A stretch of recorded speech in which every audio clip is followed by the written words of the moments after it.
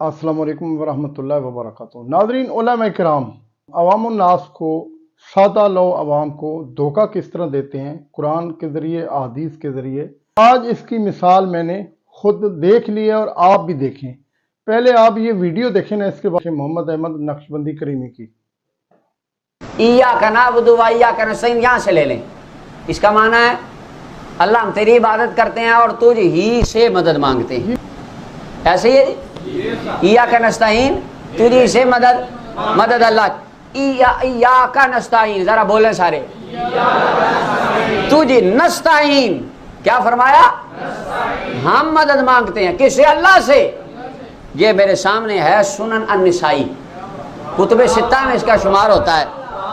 और ये सुनन अन-निसाई के अंदर किताबुल हिबा का चैप्टर है और इसके अंदर बाबु हिबातिल मशा पहला चैप्टर है। हदीस नंबर जो मेरे पास नुस्खा है 3718 है। अमर इब्न शुऐब अपने वालिद दादा से रिवायत करते, रसूलुल्लाह सल्लल्लाहु अलैहि वसल्लम की बारगाह में बैठे थे, वफ़द हवाज़िन आया। उन्होंने कहा या रसूलुल्लाह, हमारा सिलसिला है, ख़ानदान वाले हैं हमारा, और आका आप इस तरह करें, हमारी मदद फरमाएं, हमारी आप सपोर्ट करें। तो फ़क़ाल रसूलुल्लाह सल्लल्लाहु अलैहि वसल्लम, बोल लंबी हदीस है, मैं उसका खुलासा ये जो अल्फाज आपके साथ, इय्याका नस्तईन, हम तुझी से मदद मांगते हैं। सीगा जमा मुतकल्लिम का, नस्तईन हम मांगते हैं किससे मदद? अल्लाह से। फ़क़ाल रसूलुल्लाह सल्लल्लाहु अलैहि वसल्लम, वफ़द हवाज़िन कहता है आका हमारी मदद करें। हुज़ूर फरमाते हैं फ़ाइदा सल्लैतु ज़ुहरा, जब मैं ज़ोहर की नमाज पढ़ चुकूँ, फ़क़ूमू, तुमने मस्जिद में खड़े हो जाना है, फ़क़ूलू, और तुमने कहना है इन्ना नस्तईनु बिरसूलिल्लाह, हम रसूलुल्लाह से मदद मांगते हैं, हम आका से मदद मांगते हैं, दो जहां के वाली मदनी मुस्तफ़ा से मदद मांगते हैं। फलम्मा सल्लु ज़ुहरा कामू फ़क़ालू ज़ालिक, ज़ोर हुज़ूर ने पढ़ा ली, ये खड़े हुए, ये कहने लगे इन्ना नस्तईनु बिरसूलिल्लाह, आका हम तो आपसे मदद मांगा करते हैं। अच्छा, वहां पे किसी से अभी ने नहीं कहा खड़े होके इय्याका नअबुदु व इय्याका नस्तईन। वहां पे किसी हम कहे ना या रसूलल्लाह मदद, तो कहते इय्याका नअबुदु व इय्याका नस्तईन। सुनन अन-निसाई में ये अल्फाज रसूलुल्लाह ने सिखाए, सहाबा ने पढ़ के सहाबा को सुनाए, किसी ने नहीं कहा इय्याका नअबुदु व इय्याका नस्तईन। वो जानते थे कि मुस्तफ़ा की मदद भी अल्लाह की मदद ही होती है। मुस्तफ़ा जो मदद फरमाएंगे वो अल्लाह की अता से फरमाएंगे और वो मदद खुदा ही होगी। तो सहाबा ने रसूलुल्लाह के सामने, सीगा भी वही है जमा मुतकल्लिम का, इय्याका नस्तईन इन्ना नस्तईनु बिरसूलिल्लाह, वही लफ्ज़ जो कुरान में आया कि हम रसूलुल्लाह से मदद मांगते हैं। नाज़रीन, आपने करीमी साहब की वीडियो आपने देख ली है। मौजू जो उनका था इय्याका नअबुदु व इय्याका नस्तईन, ऐ अल्लाह हम तेरी ही इबादत करते हैं और तुझसे ही मदद मांगते हैं। अब वो लोगों को बावर ये कराना चाहते हैं कि ये जो आयत है, ये इय्याका नअबुदु व इय्याका नस्तईन, हम तुझसे मदद मांगते हैं, ये सिर्फ अल्लाह के लिए नहीं है, यानी कि गैरुल्लाह से भी मदद मांगी जा सकती है। उनका बात करने का जो महवर है वो ये है कि गैरुल्लाह से मदद मांगी जा सकती है। अब जो उन्होंने धोखा देने के लिए अवाम को हदीस कोट की है, वो निसाई की हदीस है 3718। हज़रत अब्दुल्ला बिन उमर बिन आस रज़ियल्लाहु तआला अन्हु ने फरमाया कि हम रसूलुल्लाह सल्लल्लाहु अलैहि वसल्लम के पास बैठे थे कि आपके पास कबीला हवाज़न का वफ़द हाजिर हुआ। उन्होंने कहा, ए मोहम्मद सल्लल्लाहु अलैहि वसल्लम, हम एक असल अरबी कबीला में से हैं और हम पर जो मुसीबत नाजिल हुई है आप इससे बखूबी वाकिफ़ हैं, लिहाजा आप हम पर एहसान फरमाएं, अल्लाह ताला आप पर एहसान फरमाएगा। आपने फरमाया तुम माल लेना पसंद कर लो या अपनी औरतें और अपने बच्चे। वो कहने लगे कि आपने हमें माल और ख़ानदान में से एक चीज़ पसंद करने को फरमाया है, तो हम अपनी औरतें और अपने बच्चों को पसंद करते हैं। रसूलुल्लाह सल्लल्लाहु अलैहि वसल्लम ने फरमाया, जो मेरे और अब्दुल मुत्तलिब के ख़ानदान के हिस्से में आए हैं वो मैंने तुम्हें दे दिए। जब मैं ज़ोहर की नमाज से फारिग हूँ तो तुम खड़े होकर कहना, हम मोमिनीन से اپنے بیوی اور بچے واپس لینے کے لیے رسول اللہ صلی اللہ علیہ وآلہ وسلم سے مدد کے درخواست گار ہیں۔ جب لوگوں نے ظہر کی نماز پڑھ لی تو انہوں نے کھڑے ہو کر یہی بات کہی۔ رسول اللہ صلی اللہ علیہ وآلہ وسلم نے فرمایا، جو میرے اور عبد المطلب کے خاندان کے حصے میں آیا ہے وہ تو تمہارا ہو گیا۔ مہاجرین کہنے لگے، جو ہمارے حصے میں آئے ہیں ان کا اختیار بھی رسول اللہ کو ہے۔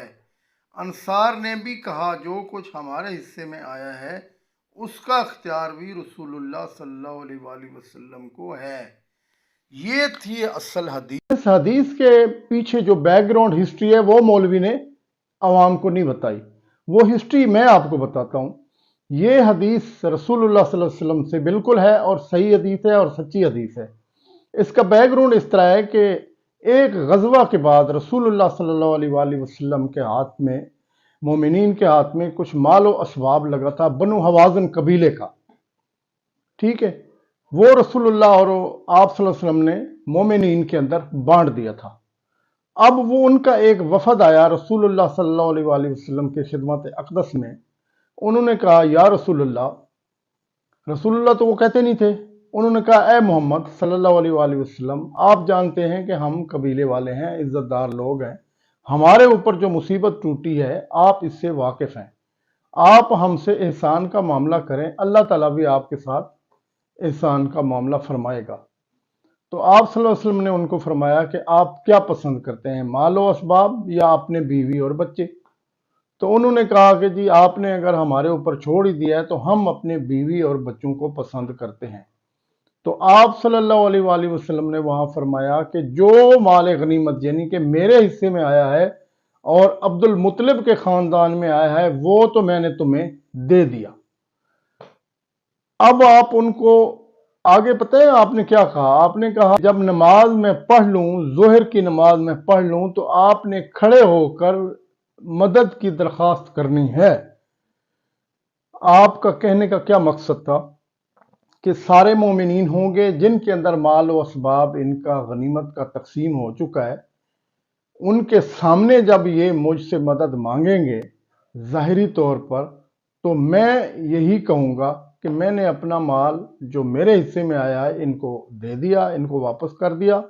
تو مومنین کو، مہاجر اور انصار جو تھے، ان کو بھی ایک ترغیب مل جائے گی، وہ بھی ان کو یہ مال واپس کر دیں گے۔ چنانچہ اسی طرح ہوا، جب آپ صلی اللہ علیہ وآلہ وسلم ظہر کی نماز پڑھ لی تو ان میں سے وہ لوگ جو تھے، وہ وفد والے، وہ کھڑے ہوئے، انہوں نے کہا، ہم مومنین سے اپنے بیوی اور بچے لینے کے لیے رسول اللہ صلی اللہ علیہ وآلہ وسلم سے مدد کے درخواست گزار ہیں۔ یہاں یہ آپ جملہ سنیں، انہوں نے کیا کہا؟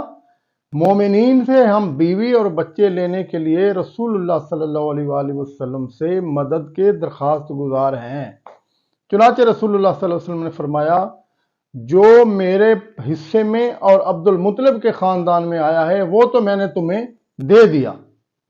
تو مہاجرین بھی کھڑے ہوئے، انہوں نے بھی کہا کہ جو ہمارے حصے میں آیا ہے اس کا اختیار بھی ہم رسول اللہ کو دیتے ہیں۔